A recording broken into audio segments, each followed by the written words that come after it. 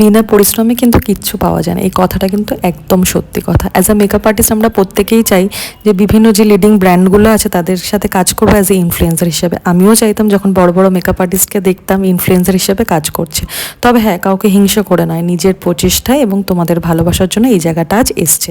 আমি বিভিন্ন ব্র্যান্ডের সাথে আজকে কাজ করছি অ্যাজ এ ইনফ্লুয়েন্সার হিসাবে। তো এটাই বলবো, আজকে ভেগা প্রফেশনাল থেকে এসেছিলো ওদের যে নিউলি যে লঞ্চ করেছে যে প্রোডাক্টসগুলো সেগুলো নিয়ে। তো এটাই বলবো যে আমরা বিশেষ করে আমার স্টুডেন্টকে বলার জন্য এই ভিডিওটা আমার করা, যে তোমরা যারা হোপলেস হয়ে যাচ্ছ, যারা থেমে যাচ্ছ, তারা প্লিজ থেমে যেও না। তোমরা চেষ্টা চালিয়ে যাও, নিজেদের 200% দাও, দেখবে তোমরাও ঠিক তোমাদের যে স্বপ্নগুলো দেখছো সেগুলো ঠিকই অ্যাচিভ করতে পারবে। তবে এটাই বলবো, আমার কিন্তু পথ চলা এখন সবই শুরু, এটাকে শেষ বলা হয় না।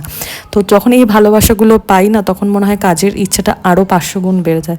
তো আশা করি ভবিষ্যতে অনেক ভালো ভালো কাজ তোমাদেরকে প্রেজেন্ট করতে পারবো। তো এটাই বলার জন্য আজকে ভিডিওটা করা, আর কিছুই না।